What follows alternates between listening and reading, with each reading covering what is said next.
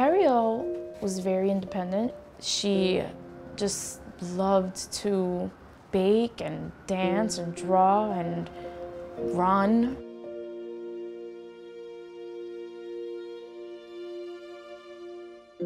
My 4-year-old daughter was walking to school hand in hand with my mother June 4, 2013.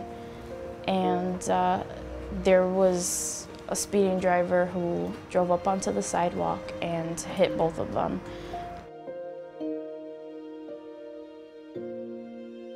When I got into the emergency room, my husband is like punching all the hand sanitizers off the wall. And I knew what that meant.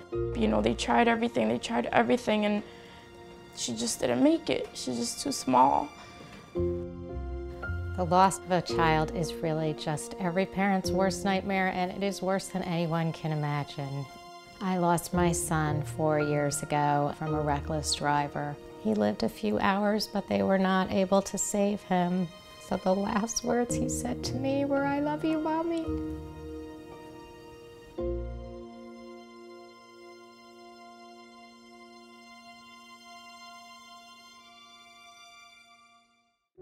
I was just enraged, and I don't know where I got the idea, but I borrowed a radar gun and I went outside and I clocked the speed of every car going by. And in a 2-hour period, not a single one was obeying the speed limit.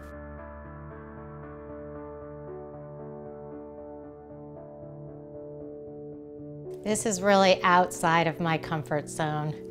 I am not a comfortable public speaker. I'm innately more of a shy person, but you know, another mom in the group said to me, "The worst thing in your life already happened. What do you got to lose?" When Amy Cohen reached out to me, she said, "I know your story, I know about Ariel, and I was wondering if you wanted to join us. We're going to Albany because we are demanding that the speed limit in New York City be decreased." Immediately I said, yes, this is the right thing to do. When I speak to elected officials, I speak to them as a parent speaking to another parent. They all have pictures of their families in their office, and that's the bond that we have. And for the first time, it's not just a number, just a statistic, but actually a mother with a picture of a child who was lost. Our streets! Our streets! Our streets! Our streets! Our streets! We are here tonight because our hearts are broken. We are here tonight to demand action, because these were preventable deaths. And because these were not the only children we have lost.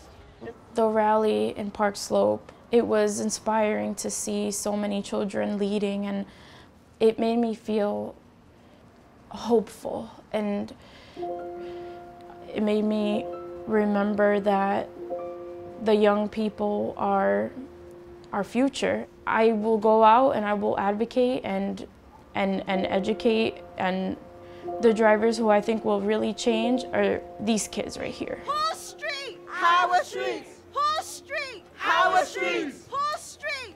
Speeding, driving aggressively, people joke about it, but it is not funny. It is killing someone here in New York City nearly every single day.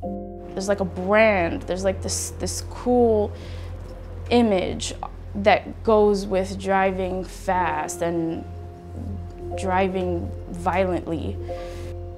Like my husband, when he drives like his daughter died, right? Because she did. I don't want to say drive like your child died here. So drive like your child lives here. Not one more! Not one more! Not one more! Not one more! Here in New York, most bills take 10, 15 years before they pass. We went to Albany 20 times, busloads with children, with parents, and in one legislative session, we passed a bill to lower the speed limit in New York City. People say it's unheard of.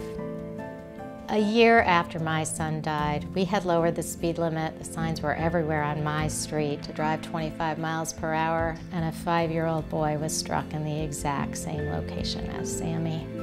That driver was going 25, and that boy lived. 5 miles per hour is the difference between life and death.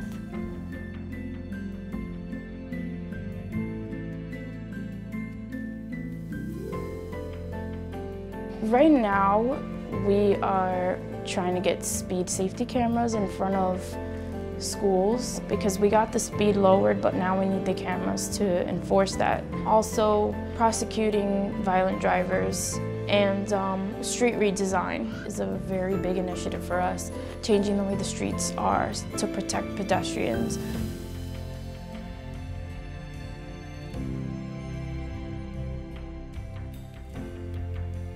When everything first happened, I felt a little bit like I was the only person in the world who was feeling this huge gash in my heart.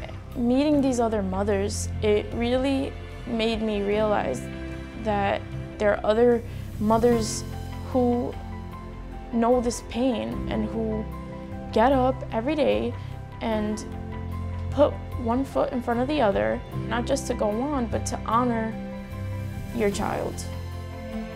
Mothers can make a difference.